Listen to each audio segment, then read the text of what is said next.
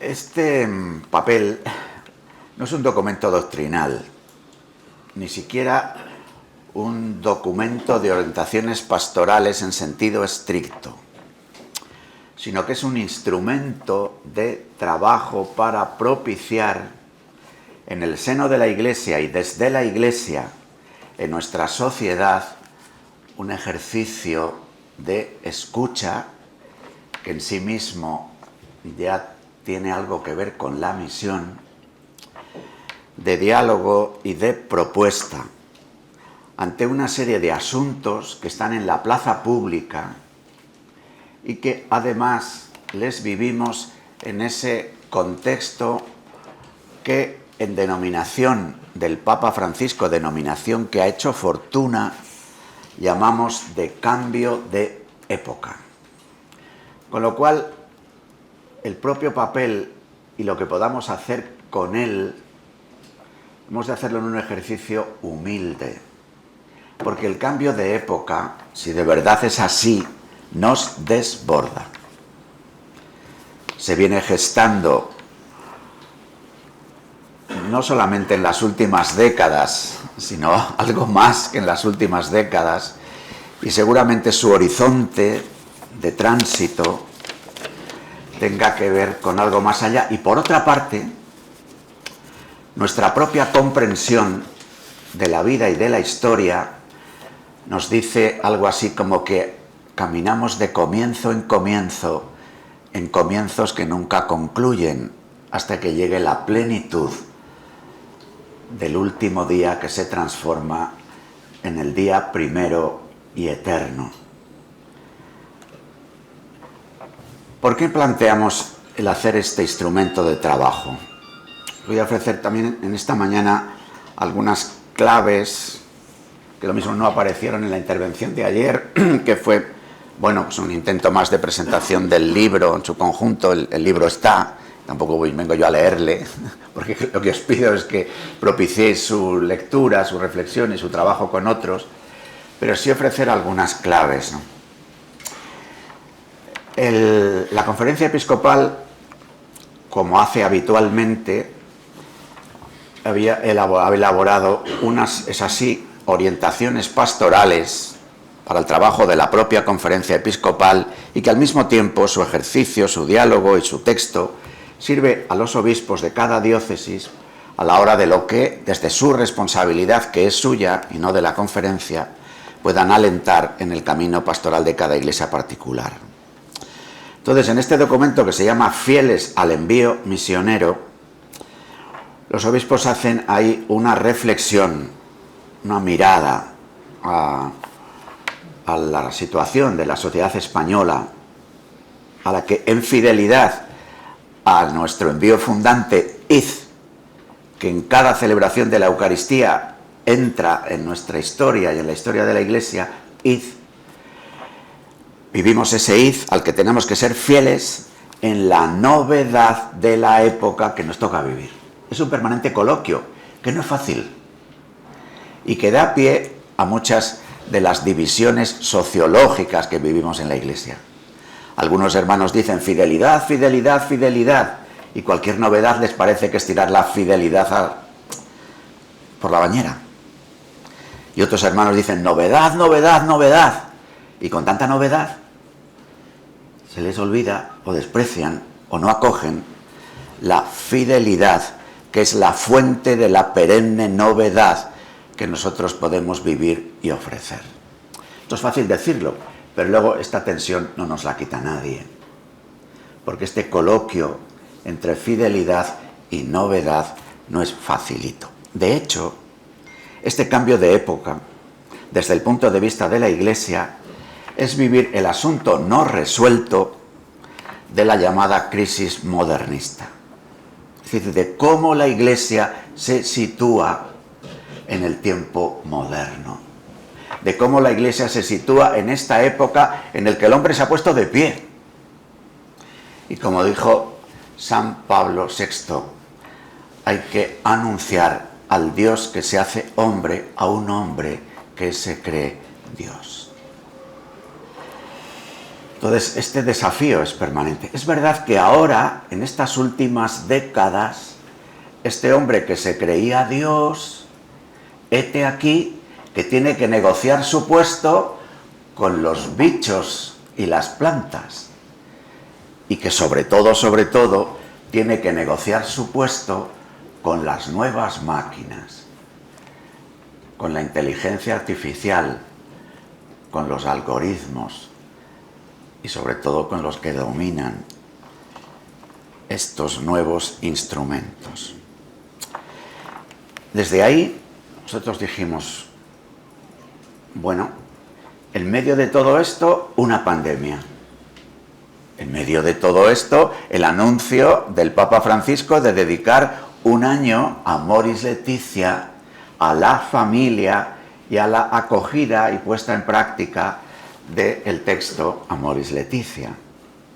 Estamos en los diálogos porque el llegar a este texto ha supuesto pasar por 3 asambleas plenarias y las correspondientes 3 comisiones permanentes del episcopado, en un ejercicio bello de diálogo entre los obispos. Yo me parece que comentaba ayer, que me permitió hacer este repaso, que en este diálogo han intervenido pidiendo la voz 45 obispos en la plenaria, que es un número bastante grande. Y además, más de una docena de obispos han hecho aportaciones por escrito. Entonces, ha habido este coloquio que ya en sí mismo es valioso para la colegialidad episcopal, para la propia reflexión de los pastores. Por si fuera poco, como el proceso ha sido largo, nos visitó el volcán de las queridas Islas Canarias, San Francisco, y nos visitó, aunque era de la otra diócesis, el volcán, y la guerra en las guerras, la guerra de Ucrania, la guerra de la invasión de Rusia a Ucrania, que es un paradigma del mundo en guerra, que también tantas veces el Papa Francisco nos recuerda. Bueno, ahí nos situamos, ¿no?, para hacer este texto. Cambio de época. También nos preguntamos, ¿no?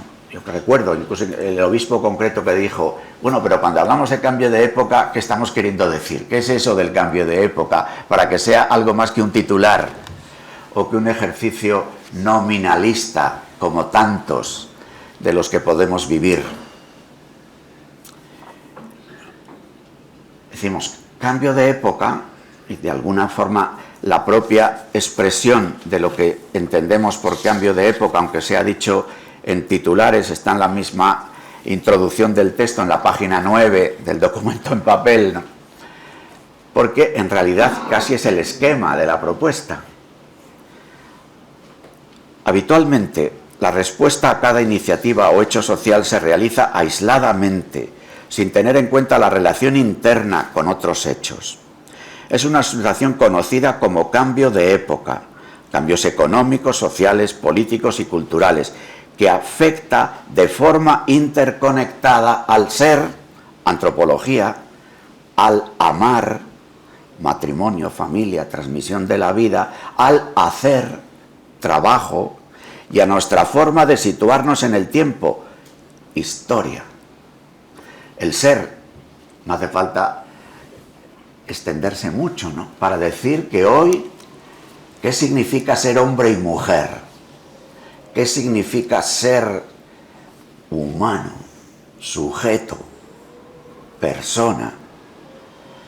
Bueno, es una cuestión que no solamente está en el aire de los filósofos, sino que está en la consulta de los psicólogos, que está en el coloquio de los confesionarios, que está en los diálogos de las tertulias, hasta de las tertulias frívolas televisivas. ¿Quién soy? ¿Qué soy? ¿Qué significa la diferencia sexual? ¿O es solo diversidad?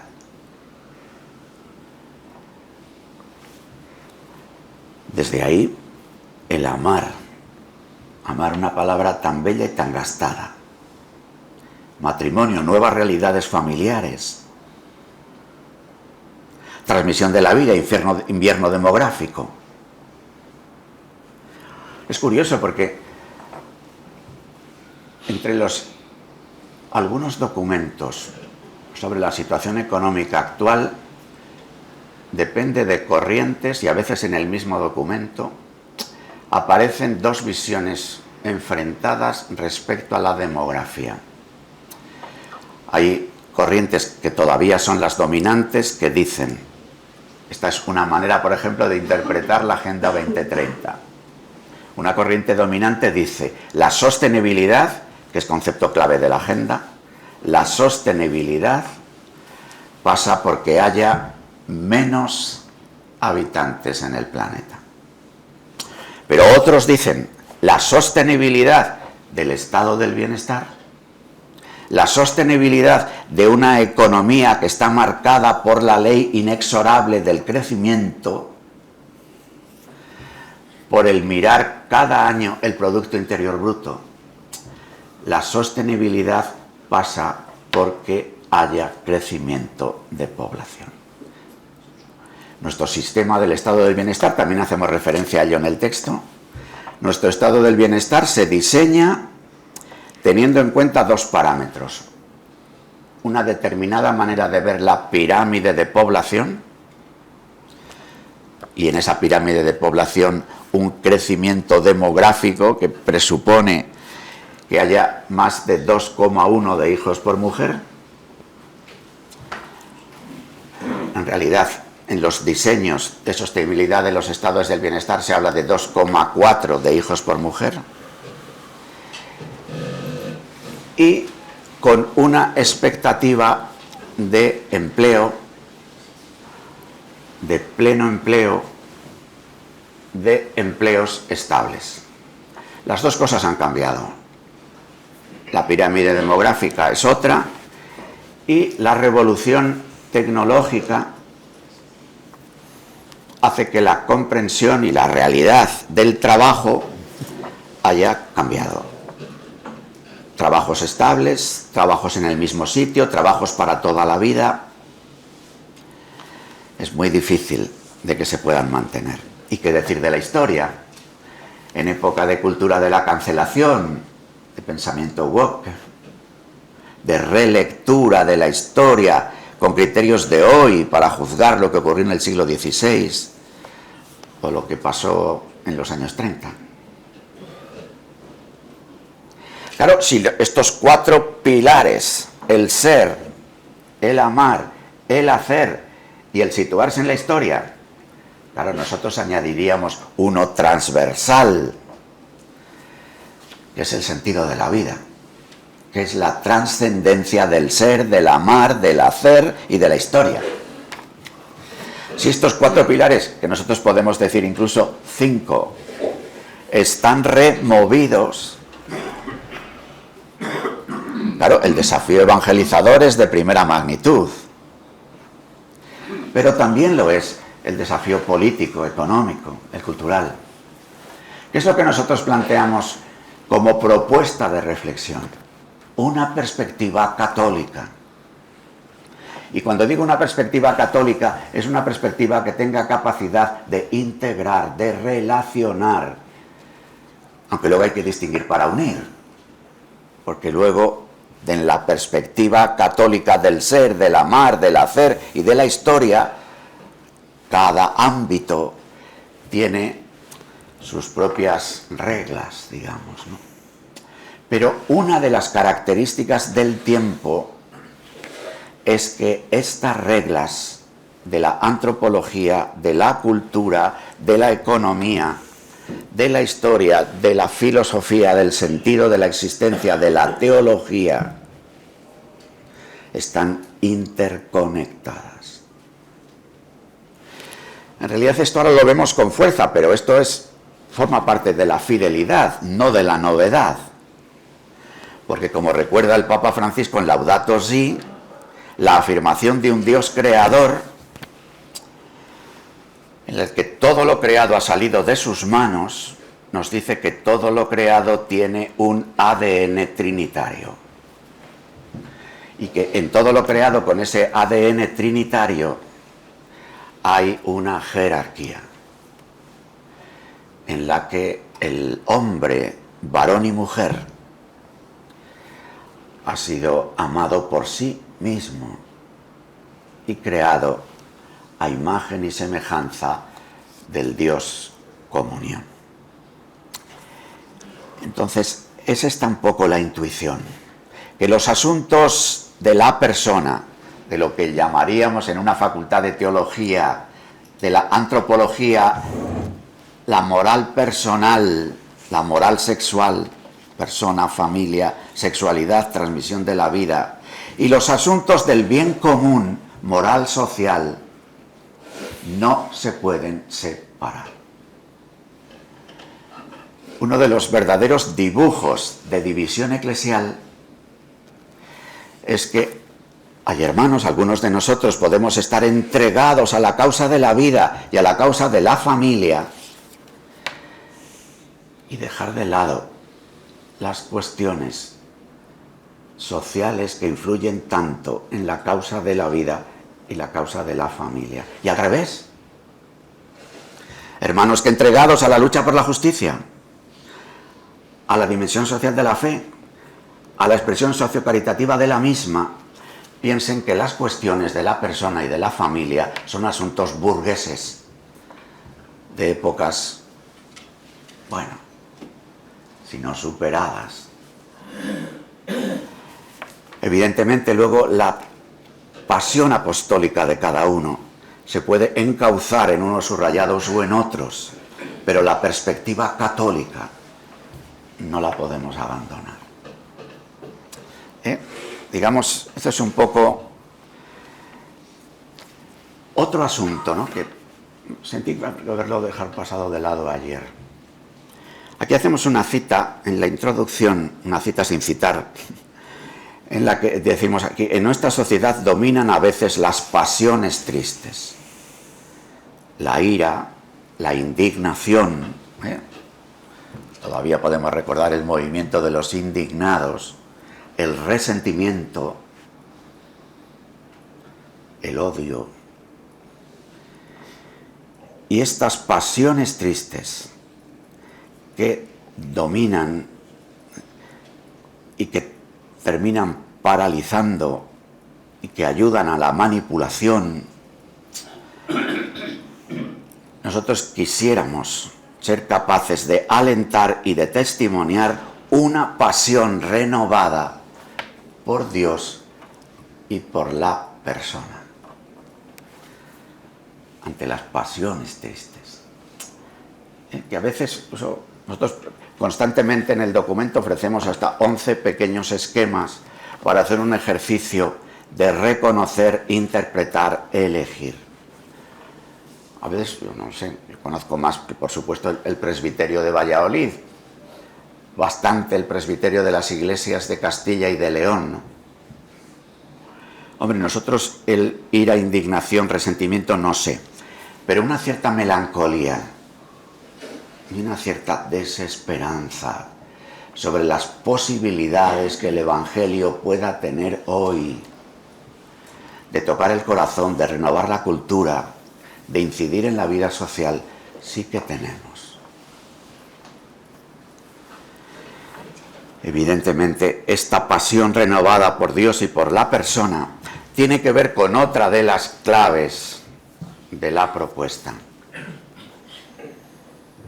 Es animar a vivir el combate espiritual que forma parte de la fidelidad y que tiene unas características singulares en la novedad de la época. De hecho, hoy se habla mucho, en la novedad de la época, de combate cultural, de guerras culturales, con mucho riesgo de quedar infectados en la propia Iglesia, de hacer de las guerras culturales guerras ideológicas y de las guerras culturales un episodio más de la lucha por los poderes o por el poder en las batallas que las democracias parlamentarias y su crisis nos permiten contemplar cada día, no digamos nada, en las realidades de eso que llaman los regímenes iliberales o directamente dictaduras. Pero ciertamente, desde la primera hora de la vida del Cristo en la tierra y desde el camino histórico que nosotros vamos haciendo hasta la segunda venida del Señor, hay un combate espiritual. En realidad, es caer en la cuenta de lo que dice Pablo en Romanos y Gálatas. Vivimos según el Espíritu, vivimos según la carne. Vivimos la unidad de la vida en la fe, la santidad de la vida en la fe, la catolicidad de la vida en la fe. O vivimos desde la mundanidad. Bueno, es un combate permanente, porque ninguno de nosotros vive plenamente según el Espíritu, ni incluso los que hemos recibido la imposición de las manos tantas veces. No. Hay siempre un combate. Yo decía anoche que por eso hay Cuaresma todos los años. Hay siempre un combate. Pero este combate que está en el corazón está también en la plaza pública. Y en la medida que hoy, además, las posibilidades extraordinarias de los diversos medios tienen la posibilidad de ofrecer ese suplemento de alma, el combate tiene ya características económicas, sociales y políticas reales. En realidad, muchas de las historias antropológicas que están hoy en juego tienen un horizonte. Todo lo que las diversas fases de la ideología de género, al que también dedicamos algún número en este documento, en realidad tienen un horizonte, que es la propuesta poshumanista. Una propuesta poshumanista. Si no se sabe muy bien qué es ser hombre y mujer, si las orientaciones sexuales son negociables, si uno puede cambiar de sexo, en realidad todo lleva a decir, bueno, puedo también complementar, ser mejorada mi propia condición con los implantes de las nuevas máquinas. Pero esta historia del poshumanismo es un desafío grande, es un desafío potente, sobre todo a este hombre moderno que se creyó Dios y que ahora tiene tanta melancolía. Entonces se le ofrece al hombre melancólico contemporáneo una propuesta redentora, la propuesta redentora de las máquinas. Pero esto, hete aquí que conecta con una propuesta que es genuinamente cristiana. Nosotros tenemos una comprensión de lo humano que es transhumanista. Es humano divina. Nosotros nos comprendemos naturaleza-gracia. Nosotros nos comprendemos cuerpo-alma. Nosotros nos comprendemos tocados con el dedo de Dios, redimidos por la entrega del Hijo en la cruz y alentados por la fuerza del Espíritu Santo. Los cosmistas rusos del siglo XIX tenían esta intuición. Incluso se utiliza la expresión transhumanismo avant la lettre, cuando la propuesta de los hermanos de la Iglesia Ortodoxa, dígase hoy que estamos en el octavario de oración por la unidad de los cristianos, nos hace recordar con tanta fuerza que vivimos un dilema: o divino humanidad o bestial humanidad. Porque el cambio de época, he dicho sea además a un grupo de sacerdotes, obispos, presbíteros, que somos cauce de la gracia de Dios, es una nueva expresión del permanente coloquio entre naturaleza y gracia que nos constituye y que por otra parte da pie a debates. Naturaleza y gracia en Pablo de Tarso, naturaleza y gracia en Agustín de Hipona, naturaleza y gracia en Lutero y en Trento, naturaleza y gracia en la teología dialéctica en Calvarz y su comentario a la carta a los romanos, naturaleza y gracia en Gaudium et Spes y el Concilio Vaticano II en su conjunto. Y ahí, desde esta propuesta, nosotros nos situamos. Hacemos una introducción en el documento en el que tratamos de ayudar a caer en la cuenta de que persona y sociedad son inseparables y la familia es la alianza que nos une. De ahí el título también, el Dios fiel mantiene su alianza. Alianza, esta palabra, esta categoría tan importante en la tradición bíblica y en el Nuevo Testamento y en nuestra celebración cotidiana de la Eucaristía. Alianza nueva y eterna para el perdón de los pecados.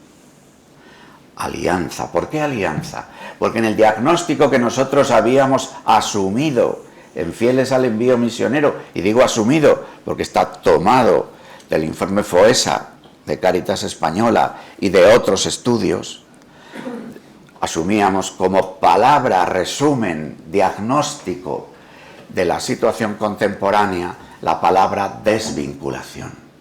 Desvinculación respecto del propio cuerpo, desvinculación respecto del otro, desvinculación respecto de la realidad. Claro que la desvinculación respecto de la realidad es una historia que viene de largo, porque en realidad tiene que ver con el tiempo moderno, tiene que ver con el nominalismo, tiene que ver con el triunfo de la hermenéutica o con la superioridad de la idea respecto de la realidad. ¿Recordáis las polaridades que presenta Francisco en Evangelii Gaudium?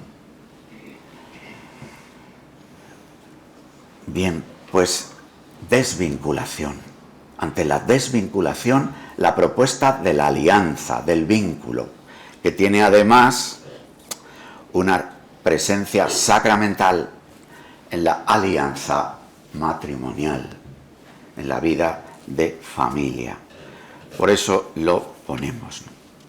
Una intención también de todo el documento, voy a hacer referencia a dos citas del documento. La cita número 2 y la cita número 43. Las citas son las dos de Lumen Fidei. Este documento, esta encíclica, que tiene la autoridad de Francisco y la autoría de Benedicto XVI. Y que quizás por eso ha quedado en tierra de nadie, y es poco estudiado y poco citado. Y para el asunto que nos ocupa, tiene una importancia grande. Dice Francisco Lumen Fidei 4, es urgente recuperar el carácter luminoso propio de la fe, pues cuando su llama se apaga, todas las otras luces acaban languideciendo. Y es que la característica propia de la luz de la fe es la capacidad de iluminar toda la existencia del hombre. Este coloquio con las luces tiene que ver con el coloquio con la ilustración, con el iluminismo, con este tiempo que decae. Por eso es curioso cómo la fe, también lo decimos en la propuesta final, ¿no? Al decir qué significa que nosotros saquemos la Trinidad del armario, qué significa que propongamos la luz de la fe a la plaza pública, qué significa que queramos, en una sociedad en la que esto cuesta tanto, argumentar o proponer desde Dios y la luz que el Señor nos ofrece, porque Él es la luz, gloria, hemos dicho en Navidad, ¿no? pues estamos como queriendo decir, la fe viene ahora en ayuda de la razón, que es entronizada por el tiempo moderno, pero que el propio tiempo moderno, la razón, la reduce a razón instrumental. Y luego la aparta, sometida a la voluntad de poder. Federico Nietzsche dixit. Y hoy positivismos jurídicos a ultranza. No hay más que ver el debate que hay en mi tierra, extendido a toda España, con el asunto del aborto. Y cómo se asume por cualquiera que hablen en este barullo tertuliero, que la ley ha dicho que el aborto es un derecho, dejémoslo estar.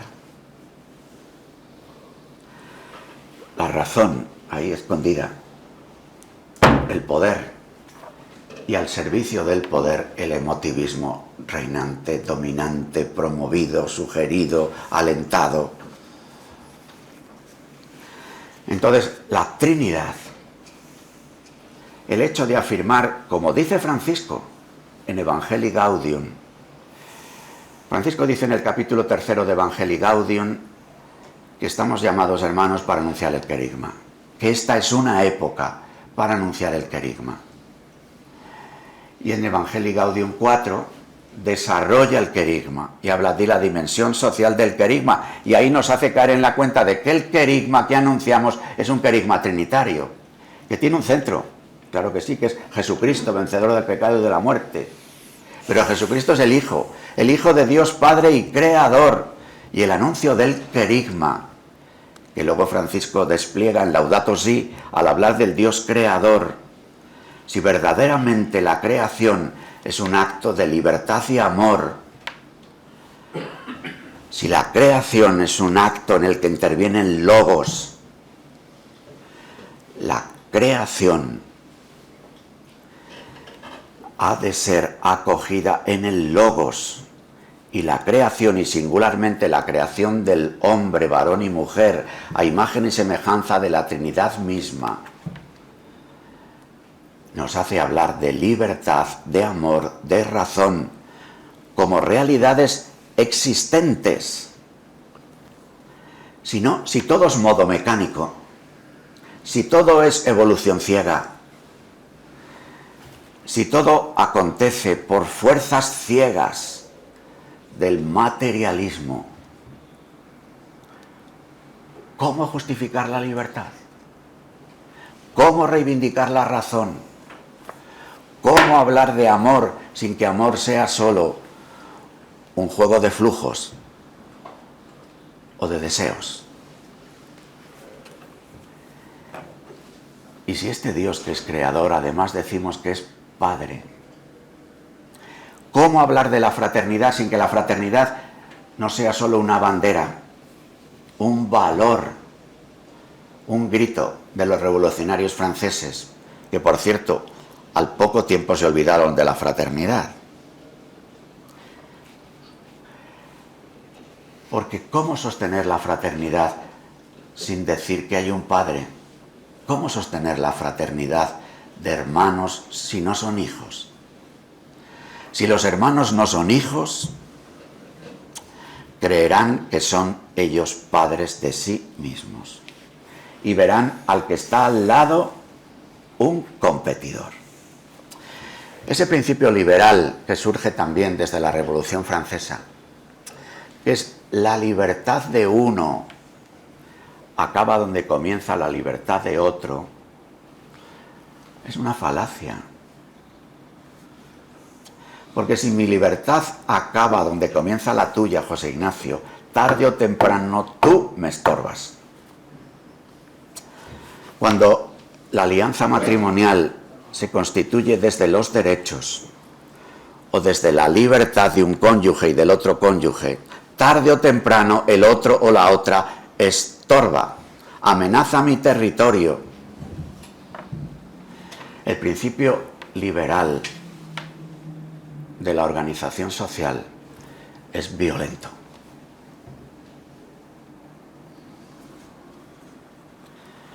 Es violento. claro, luego exige cauces. Por eso hasta los grandes liberales en la economía de vez en cuando piden Estado.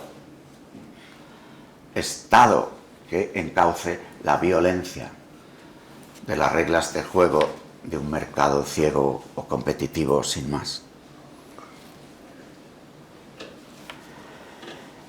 Bien, la luz de la fe, para despertar la razón, para afirmar en tiempo ecológico y de ecologistas el significado de la naturaleza, para sostener y fundamentar y dar horizonte a la fraternidad.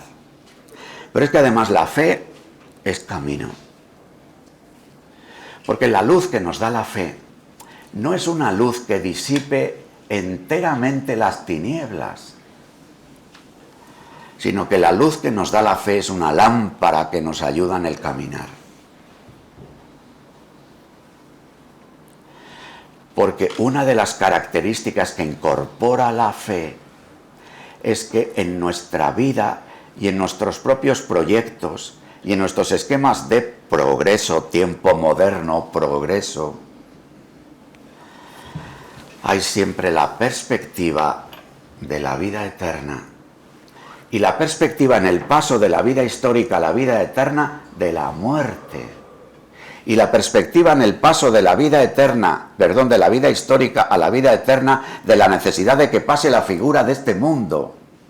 Y las lecturas que leemos en las 2 últimas semanas del año litúrgico, y las lecturas que leemos en la primera y segunda semana del año litúrgico, además de acentuar la esperanza, nos hablan de la transformación cósmica,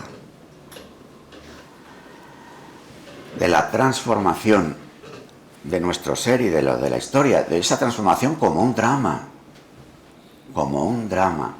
que nosotros no podemos anular, como a veces los proyectos ideológicos plantean. La Agenda 2030, por ejemplo, dice, con un entusiasmo más propio de adolescentes que de adultos, que en el año 2030 se acabará el hambre en el mundo. Si es que lo dijeron en el año 2000, que se iba a acabar en el 2015. Y lo único que consiguieron es reducir el número de comensales a la mesa.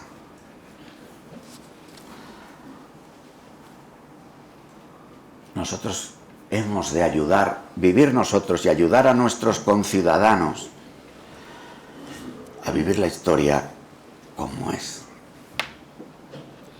en su drama y en su esperanza. Así hacemos este planteamiento de nuestra visión de la antropología y de sociedad y de casa común que humanice la globalización desde la perspectiva de la doctrina social de la Iglesia en el capítulo primero.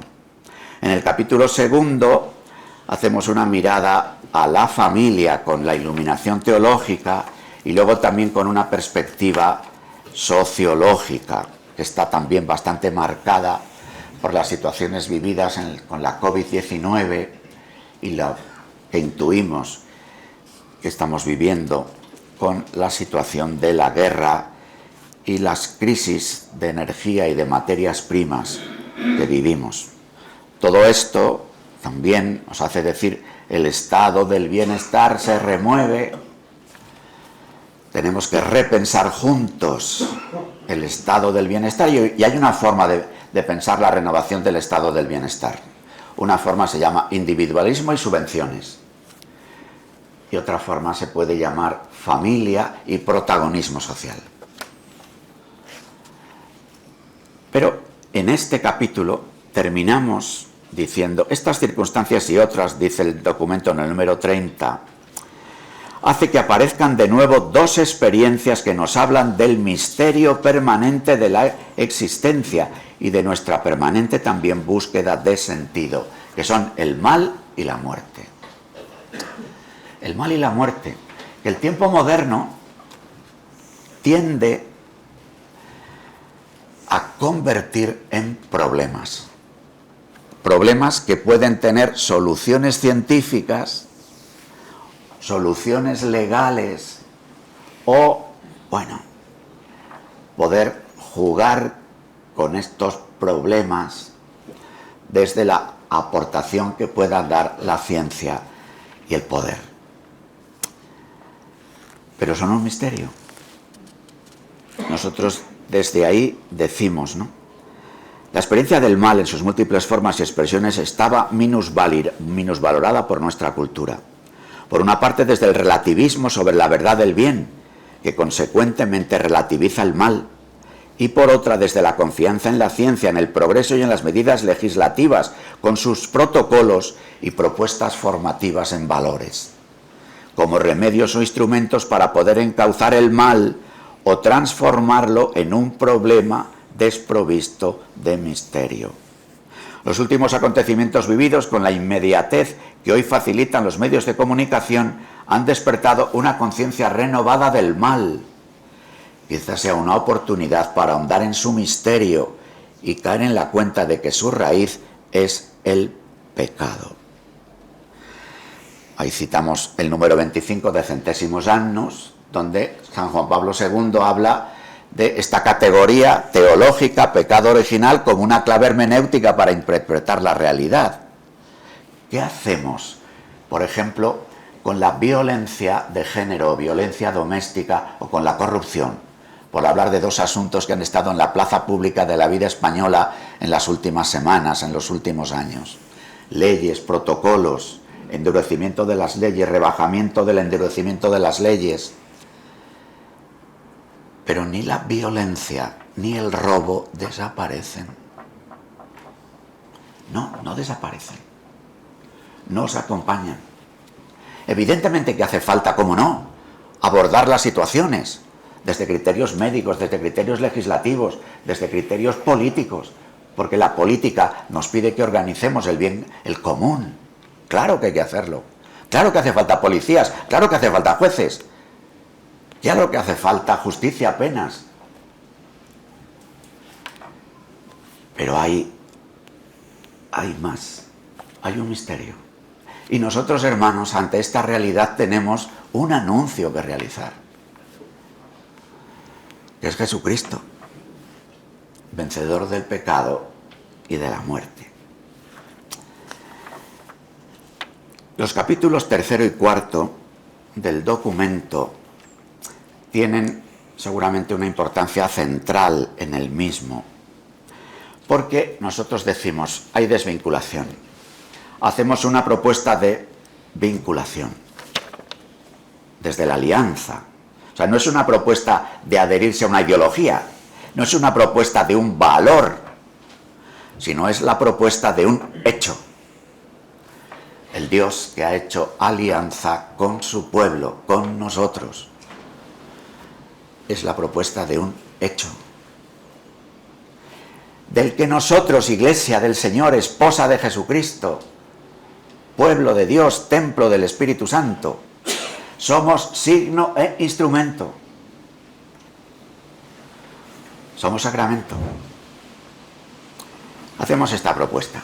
Pero no la hacemos en un lugar pacífico, sino que la desvinculación se produce, se está produciendo, se fomenta, no por casualidad, sino porque hay un proyecto. Un proyecto que en el fondo es un proyecto constructivista, es decir, es un proyecto de construcción, de ingeniería social, si queréis, un proyecto de construcción de sujeto, un proyecto de organizar la casa común, un proyecto de organizar la vida de la familia que vive en la casa común. Y el proyecto de construcción pide deconstruir. Cada vez aparecen con más descaro el recuerdo de que para este proyecto la Iglesia Católica es un estorbo. En realidad, por ser justos, ¿no?, en realidad la creencia firme en un único Dios es un estorbo. Pero el mundo musulmán, precisamente por la crisis que vive, cuando nosotros vivimos la crisis nominalista, porque esto viene de largo, el mundo musulmán vive su crisis, bueno, la había vivido antes, pero la manera en que a nosotros nos llegan incluso, porque claro, que aquí que a nosotros Aristóteles nos llega por Averroes. Es decir, que el mundo musulmán vive una crisis inicial entre una visión, que es la que definitivamente se ha impuesto, en una comprensión positivista de Dios y de todo lo que emana de Dios. Dios, Alá, no se compromete con lo creado, porque su autoridad es tan grande, su trascendencia es tan inmensa, su poder tan indiscutible, que puede decidir cuál es el bien y cuál es el mal, cuál es la vida y cuál la muerte. En ese sentido, hay elementos del positivismo dominante en la cultura occidental secularizada que se entiende mejor con el positivismo que está en la forma mentis de un buen musulmán.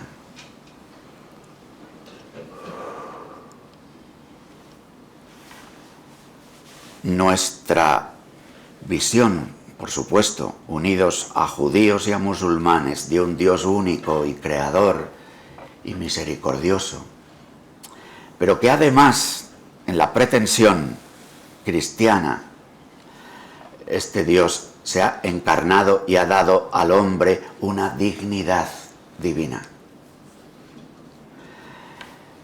Su pretensión redentora y su pretensión santificadora, que luego además en la Iglesia Católica toma una visibilidad en la carne misma de la Iglesia y un acompañamiento que encabeza en medio, delante y detrás de este caminar del pueblo santo de Dios visible por el ministerio ordenado. Es un estorbo. Por eso vemos las causas culturales, legislativas y sociales que reducen la persona e individuo, implosionan la familia en una propuesta de nuevas realidades familiares y reducen el bien común a interés. Interés, que es una palabra que viene de la banca. Interés general. ¿Cuál es el interés general? El mayoritario. ¿Cuál es el interés mayoritario? El corporativo. ¿Dónde se define el interés general? ¿En nuestras Cortes? ¿En el Parlamento Europeo? Os lo digo hoy porque toca, en Davos. ¿Dónde se define el interés mayoritario?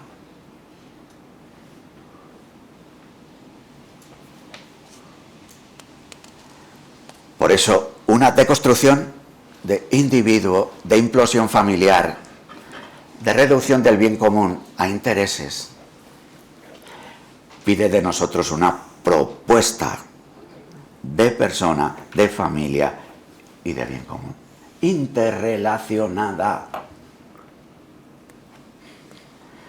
Pero damos un repaso: causas culturales que deconstruyen persona, familia. Y aquí vamos viendo el individualismo, lo que Benedicto XVI llamó la dictadura del relativismo. Hoy es fácil confundir la genuina libertad con la idea de que cada uno juzga como le parece, como si más allá de los individuos no hubiera verdades, valores ni principios que nos orienten, como si todo diera igual y cualquier cosa debiera permitirse. En ese contexto, el matrimonio tiene que ser visto como una mera forma de gratificación afectiva que puede constituirse de cualquier manera y modificarse de acuerdo con la sensibilidad de cada uno. El ideal matrimonial ya no se relaciona con un compromiso de exclusividad y de estabilidad y termina siendo arrasado por las conveniencias y las circunstancias o por los caprichos de la sensibilidad. Cada vez se impone el yo más el yo sobre el nosotros, el individuo sobre la sociedad. Dedicamos también un número largo a la ideología de género, con diversas citas de los últimos papas sobre esta cuestión, al emotivismo, para terminar haciendo una reflexión sobre la ausencia de Dios. En las causas legislativas damos un repaso a el panorama legislativo español de las últimas décadas, con un balance de las legislaciones ya vigentes, divorcio, aborto. Es verdad que ahora vivimos una nueva modificación de la ley del aborto, que tiene como una de sus grandes novedades el excluir la reflexión. Es todo un síntoma de una forma de gobernar y de ofrecer una propuesta. Excluir la reflexión. La eutanasia, el matrimonio igualitario, y vemos también estas nuevas propuestas legislativas que han ido aconteciendo al mismo tiempo que estábamos haciendo el papel, porque hablábamos de nueva propuesta legislativa en el telar de la LOMLOE, pero la LOMLOE ya está vigente, pero está poniéndose en práctica en este momento, ¿no? La ley de protección de la infancia, en la que se cuestiona la figura paterna, la modificación de la ley del aborto, la ley trans, la anunciada ley de nuevas realidades familiares. Es importante caer en la cuenta de que en todas ellas hay algunos elementos comunes que tienen tanto que ver con lo que venimos hablando. Es decir, ¿por qué Agustín de Hipona vuelve en el comentario a la carta a los romanos a dialogar naturaleza y gracia? Porque en el naciente cristianismo han aparecido con fuerza el gnosticismo y el pelagianismo. ¿Veis por qué Francisco ha vuelto a hacernos caer en la cuenta de gnosticismo y pelagianismo? No como coplas de otros tiempos, sino como asuntos de extraordinaria actualidad. Porque esta escisión entre cuerpo y yo y espíritu, esta visión del sujeto como un yo, en el que el cuerpo es un territorio más de la libertad, de la decisión, de la voluntad, del poder del yo. Como que esta confianza en la voluntad del propio sujeto, la voluntad del poder, la voluntad que se hace economía y política y se concreta en el progreso, con lo que vamos a poder conquistar la salvación, dejando al lado la gracia. Por otra parte, esta historia nos la tuvo que recordar un filósofo ateo español, Gustavo Bueno, cuando en el mito de la cultura dice que una desgracia del mundo contemporáneo es que la cultura ha sustituido a la gracia y el progreso ha sustituido al reino. Y lo dice un filósofo ateo, que cuando escribe el mito de la cultura era un ateo potente. Yo tuve un barullo con él en la Facultad de Medicina de Valladolid, pero estoy diciendo esto antes de ser yo cura, que terminó en la jefatura de policía. Es verdad que el denunciado era un fraile dominico, que del fragor de la batalla con Gustavo Bueno. Pero al mismo tiempo que digo una cosa, digo la otra. O sea, Gustavo Bueno es una corriente actual curiosa y ambigua, sin duda ninguna, ¿no? La de ateos que reivindican la cultura católica. Claro, con estos hermanos hay que dialogar con ellos y decir, mira, chico, la cultura católica no se sostiene si no hay vida de fe. Porque lo que tú criticas al reivindicar la cultura católica frente a la decadencia, en realidad te va a ocurrir, nos va a ocurrir, porque sería de nuevo hacer gnosticismo, sería de nuevo hacer valores sin realidad. ¿Por qué la educación en valores termina siendo un fracaso o un instrumento de la cultura dominante? Porque el valor es el resplandor del bien. Si no hay acuerdo sobre el bien, si no hay verdad sobre el bien, ¿cómo se sostienen los valores? La luz que emiten los valores termina siendo la luz que dan las pantallas, la luz que da la cultura dominante. Por eso se me abren las carnes cada vez que en la escuela católica se habla solo de educación en valores y se sigue el calendario de la ONU y no el calendario litúrgico. Al mismo tiempo, Y es evidente que la escuela, que es una plataforma misionera hoy mismo, tiene que dialogar con lo que hay, tiene que escuchar lo que hay. Claro que sí. No estoy haciendo la reivindicación de hacer una secta o de encerrarnos en nuestros cuarteles de invierno. Es otro debate de la Iglesia actual que surge al hilo del libro de Dreher sobre la cuestión benedictina. Desde mi punto de vista, un libro bastante injustamente tratado por sus críticos. Pero bueno, eso es para otra copla.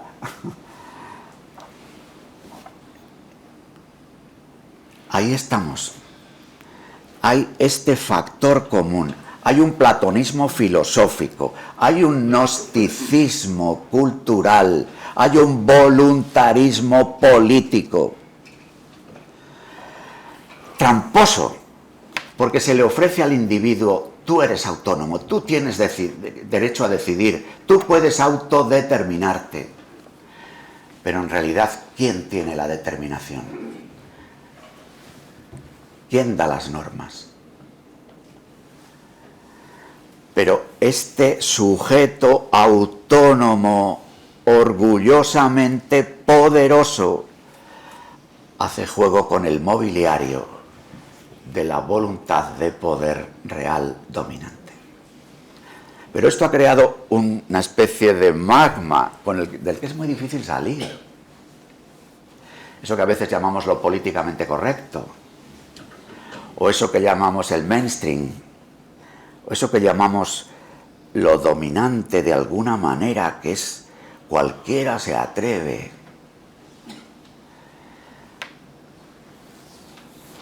A navegar contracorriente. Pues vemos esto, ¿no?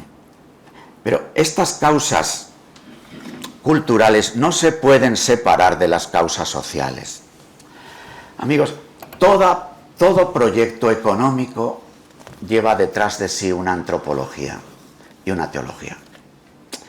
Es decir, cuando los teóricos de la economía liberal, eso como todo hay que decirlo, hay corrientes y corrientes, cualquier juicio genérico o generalista terminaría siendo injusto.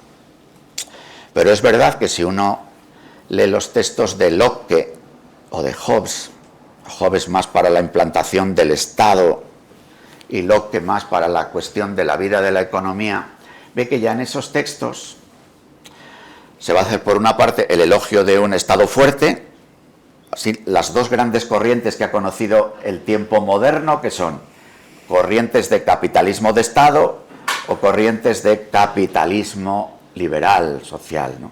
Corrientes colectivistas o corrientes individualistas. En el fondo cada vez más cercanas. El ejemplo de China es paradigmático. Yo, según venía en el tren ayer, estuve escuchando la intervención del viceprimer ministro de China en el foro de Davos. Hacían la traducción simultánea al castellano, ¿eh? Si no, no lo hubiera podido escuchar. Y claro, estaba cómodo. Y hablando de tú a los grandes jefes de las corporaciones multinacionales. Porque hoy ha habido una alianza. Hablando de alianzas, mejor ha habido un contrato. Y bueno, luego hay sus peleas, porque yo no voy a decir que es más, la guerra que estamos viviendo tiene tanto que ver con que hay guerras económicas y de dominio del imperio. Eso está claro. Pero al mismo tiempo hay como acuerdos gordos de fondo, ¿no? Entonces, hay veces que, por ejemplo, en nuestra lucha en contra del aborto, nuestra lucha en contra de la eutanasia, digámoslo mejor, en nuestra lucha en favor de la vida, en nuestra lucha en favor de la misericordia y el cuidado al que el sufrimiento nos llama, la vivimos al mismo tiempo que aceptamos de manera acrítica el sistema económico dominante. A veces por los mismos sujetos, por las mismas organizaciones católicas, por los mismos partidos políticos que defienden unas causas y se olvidan de otras. Por eso también hay tanta incomodidad en los partidos más dominantes a la hora de determinados asuntos. Porque el Partido Socialdemócrata dominante, aunque esté tan infectado ahora por el populismo de su extrema izquierda, o el Partido Liberal Conservador dominante, aunque esté tan preocupado de lo que puede hacer el partido situado a su derecha, se encuentran especialmente incómodos en algunos asuntos. Incómodos y tratando de situarse siempre en la ambigüedad. Reconociendo que a la hora de organizar la vida de una sociedad, de organizar políticamente la vida de un pueblo, las cosas son complejas. Y que nosotros no podemos tener el mismo grado de exigencia a la hora de la organización política o sindical o de lo que fuere, que lo que brota directamente de nuestra lectura del Evangelio de los Padres. Porque si no, estaríamos anulando el coloquio entre naturaleza y gracia, entre libertad y fe, el coloquio entre iglesia y sociedad y el coloquio entre escatología e historia. A veces podemos ser católicos excesivamente celosos que quieren que se realice la escatología en el hoy, imponiendo el reino. Pero a veces nos pasa al revés. Que queremos ser tan celosos del respeto a la autonomía de las realidades temporales que se nos olvide anunciar que esas realidades temporales tienen fundamento y horizonte. Entonces, no es fácil. Por eso un instrumento del trabajo, por eso dialogar con el pueblo santo de Dios, con los que están metidos en los asuntos. Por eso pedirle al pueblo santo de Dios que encarne la doctrina social de la Iglesia y desde ahí haga un coloquio con sus conciudadanos, con sus compañeros de barra de bar o de mesa de trabajo o de cruce en las calles del tiempo libre. Las causas, las razones económicas y laborales se están convirtiendo en elementos fundamentales que determinan la construcción de las familias. Evidentemente, ¿por qué no se tienen hijos? Claro, hay una causa radical que no suele aparecer, porque no hay esperanza. Yo creo que la causa más radical de por qué no hay hijos es por falta de esperanza. La más radical. Luego hay otra causa, menos radical. Bueno, pues yo quiero tener mi autonomía. Los hijos son una dependencia. Estoy haciendo un elogio permanentemente de la vida independiente, de la vida autónoma, de la vida sin vínculos. Un hijo vincula. Un hijo da guerra por la noche. Un hijo no deja salir. Un hijo vincula. Pero también hay problemas laborales. Hay tipos de contrato que hacen difícil que se sellen alianzas. Hay un problema de vivienda espectacular. Entonces nosotros, a la hora de decirle a una embarazada, ¿tú qué necesitas para no abortar? No solamente podemos responder diciendo que en tu seno hay una nueva vida y que tiene una dignidad sagrada, que por supuesto hemos de decirlo, sino también hemos de caer en la cuenta de que lo mismo hay razones, nunca justificantes, pero sí que presionan. Me hace gracia que estos días se hable de que hacer una ecografía es chantaje emocional. Las ecografías son discutibles, para empezar, desde el punto de vista médico. Pero no me hables de que se me hace un chantaje emocional a personas que a veces están sometidas a un chantaje laboral, porque tienen que esconder el embarazo, porque si estoy embarazada lo mismo no me renuevan el contrato. Hombre, por favor. O el otro chantaje emocional de la presión social, de los amigos, de los padres, del otro, de la otra. Entonces, esto tenemos que tener con ello, ¿no? Contar con ello. Luego, un estado del bienestar. Luego, nosotros, y con esto quiero terminar, porque ya me he pasado como ayer, que me he alargado demasiado.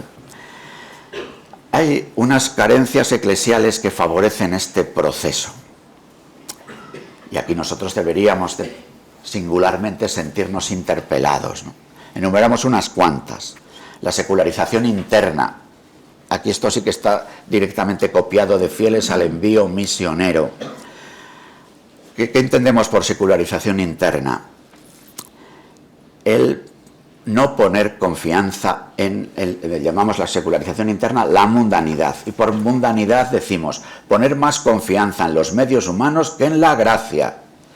Y reducir el mensaje a una propuesta moral fácilmente asimilable por la cultura dominante.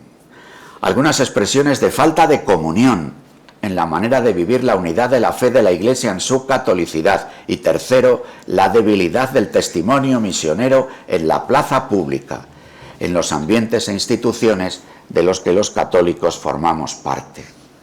Secularización interna. Carencias en la iniciación cristiana. La iniciación cristiana es un desafío. Es un desafío enorme. Mira que hay que reconocer el esfuerzo inmenso que ha hecho la Iglesia, cada una de sus diócesis, parroquias, en la catequesis, en la iniciación cristiana en las últimas décadas. Pero, evidentemente, la llamada es muy gorda. El Concilio Vaticano II, una de las cosas súper gordas que hace el concilio es que restaura el catecumenado. La restauración del catecumenado, ¿qué consecuencias reales ha tenido en nuestras diócesis, en nuestra iniciación cristiana? El que haya en cada diócesis una institución que llamamos catecumenado. Fijaros lo que pasó en Trento. Se llega a Trento, entre otras cosas, llegan los memoriales de San Juan de Ávila y se dice: la formación del clero es importante. Hemos vivido peripecias en los siglos pasados, dicen los que llegan a Trento, y se decide poner en marcha una institución, que es el seminario. Entonces hablamos del seminario conciliar, del seminario de Trento. El desafío tan grande que vive la Iglesia en la final del tiempo moderno, el que el Concilio Vaticano II es luz, luz espléndida. No dudemos del concilio, por favor. Pues hete aquí que una de las cosas que hace es la institución del catecumenado. No solo para las tierras de Misión Ad Gentes, sino para toda la Iglesia, de alguna forma intuyendo que vivimos un tiempo misionero, un tiempo en el que el desafío de la transmisión de la fe, el hacer nuevos cristianos, el que esos cristianos se sitúen en el coloquio que plantea Gaudium et Spes, no se puede hacer sin una verdadera vida en el Espíritu, en la que hay que iniciarse. El catecumenado. Hoy decimos cómo hacer catecumenado sin primer anuncio, quién acompaña la iniciación cristiana, qué comunidad acompaña, en qué comunidad se integran los iniciados. Un desafío estupendo y grande. Hablamos aquí también de carencias en la educación afectivo-sexual. No podemos sin más quejarnos de la propuesta dominante.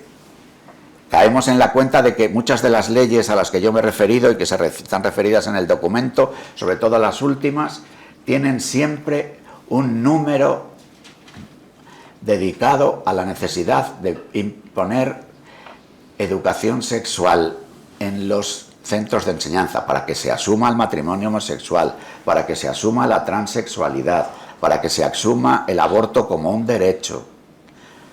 Ahí está. Y nosotros, en nuestros ámbitos, en nuestra comunidad cristiana, en nuestra catequesis, en nuestra escuela católica, en nuestra presencia en la escuela, en la clase de religión, en el seno de la propia familia, que es un lugar primario de la educación afectivo-sexual. Carencias en la propuesta de la verdad, bondad y belleza del matrimonio cristiano. La preparación al matrimonio. El Papa, en junio pasado, presenta una propuesta que hace el dicasterio para laicos, familia y vida, de un catecumenado de preparación al matrimonio. Es tela.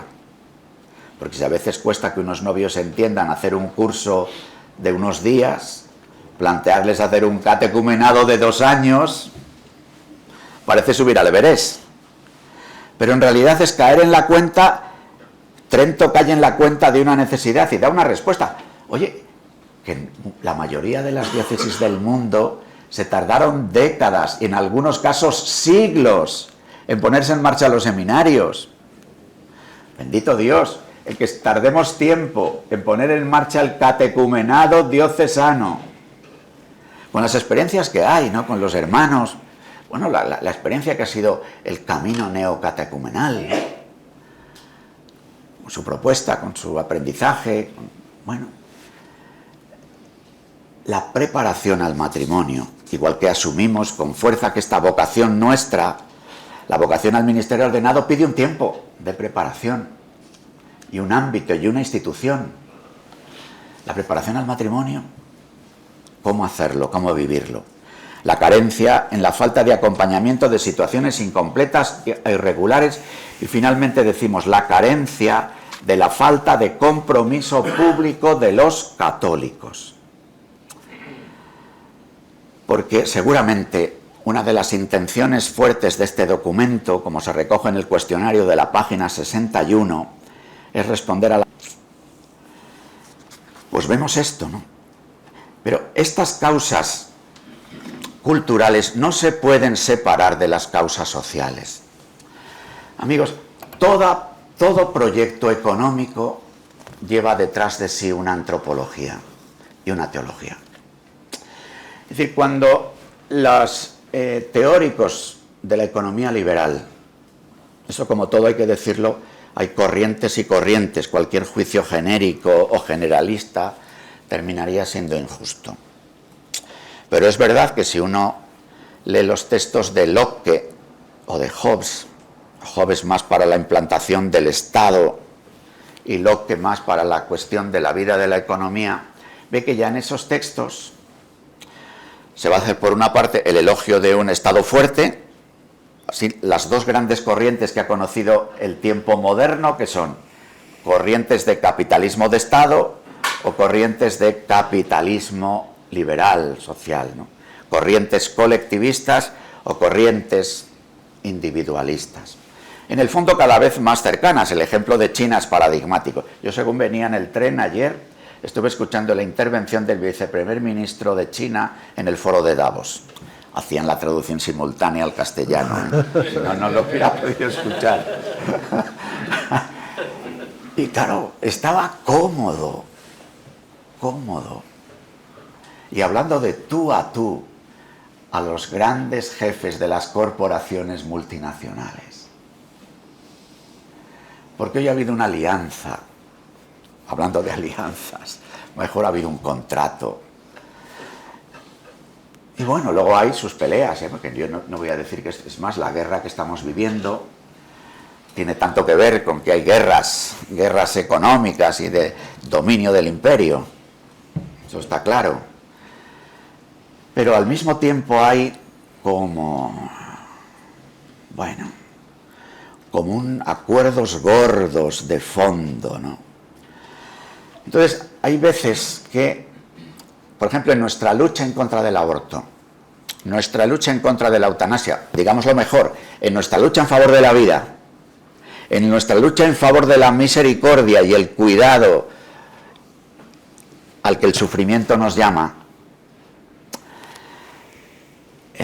la vivimos al mismo tiempo que aceptamos de manera acrítica el sistema económico dominante.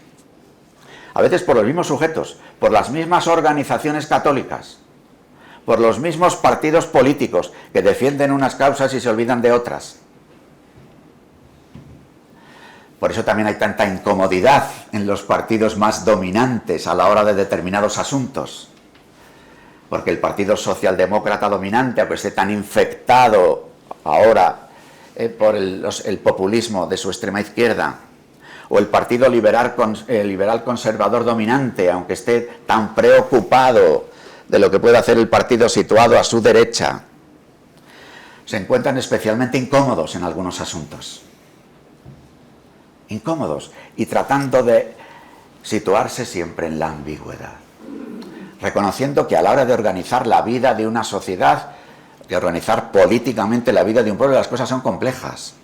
Y que nosotros no podemos tener el mismo grado de exigencia a la hora de la organización política o sindical o de lo que fuere, que lo que brota directamente de nuestra lectura del Evangelio de los padres. porque si no estaríamos anulando el coloquio entre naturaleza y gracia, entre libertad y fe, el coloquio entre iglesia y sociedad y el coloquio entre escatología e historia. A veces podemos ser católicos excesivamente celosos que quieren que se realice la escatología en el hoy, imponiendo el reino. Pero a veces nos pasa al revés, que queremos ser tan celosos del respeto a la autonomía de las realidades temporales que se nos olvide anunciar que esas realidades temporales tienen fundamento y horizonte. Entonces, no es fácil. Por eso un instrumento del trabajo, por eso dialogar con el pueblo santo de Dios, con los que están metidos en los asuntos. Por eso pedirle al pueblo santo de Dios que encarne la doctrina social de la Iglesia y desde ahí haga un coloquio con sus conciudadanos, con sus compañeros de barra de bar o de mesa de trabajo o de cruce en las calles del tiempo libre. Las causas, las razones económicas y laborales se están convirtiendo en elementos fundamentales que determinan la construcción de las familias. Evidentemente, ¿por qué no se tienen hijos? Claro, hay una causa radical que no suele aparecer, porque no hay esperanza. Yo creo que la causa más radical de por qué no hay hijos es por falta de esperanza. La más radical. Luego hay otra causa, menos radical. Bueno, pues yo quiero tener mi autonomía. Los hijos son una dependencia. Estoy haciendo un elogio permanentemente de la vida independiente, de la vida autónoma, de la vida sin vínculos. Un hijo vincula. Un hijo da guerra por la noche. Un hijo no deja salir. Un hijo vincula. Pero también hay problemas laborales. Hay tipos de contrato que hacen difícil que se sellen alianzas. Hay un problema de vivienda espectacular. Entonces nosotros, a la hora de decirle a una embarazada, ¿tú qué necesitas para no abortar?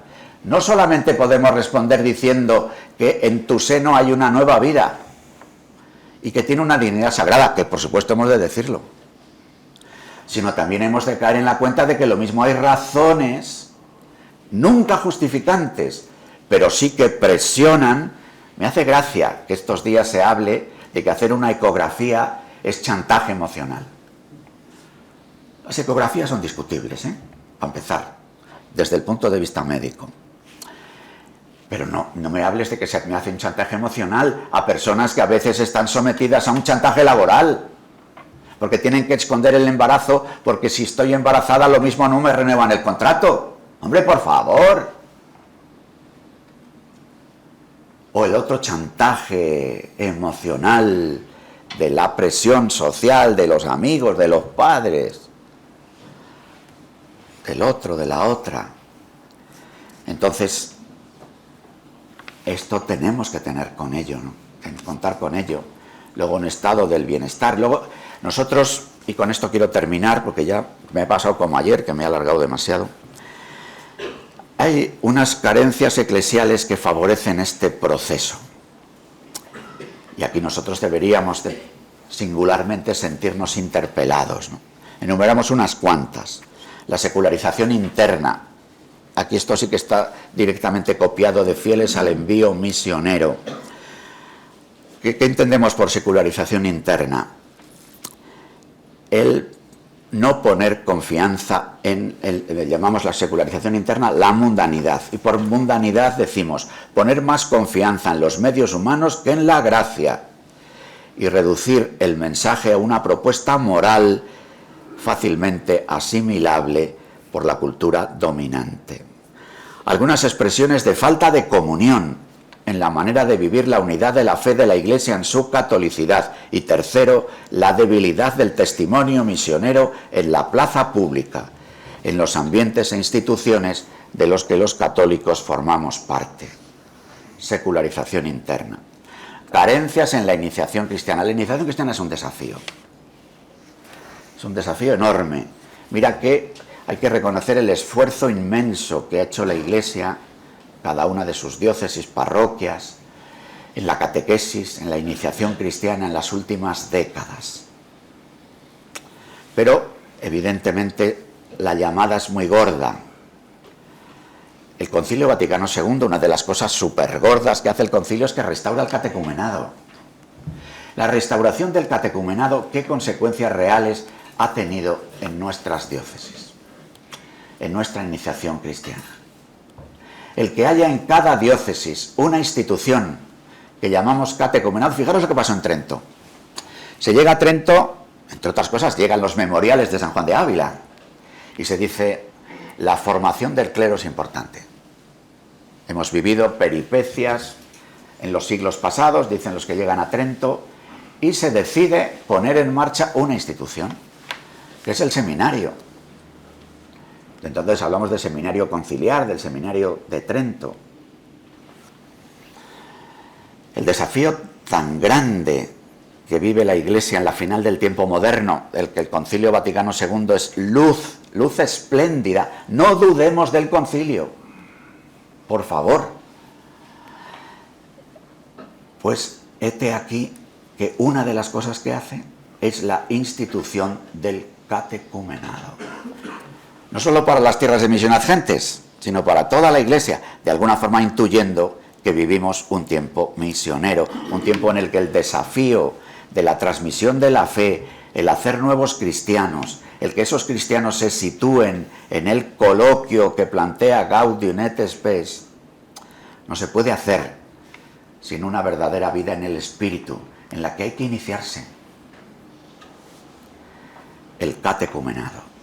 Hoy decimos cómo hacer catecumenado sin primer anuncio, quién acompaña la iniciación cristiana, qué comunidad acompaña, en qué comunidad se integran los iniciados.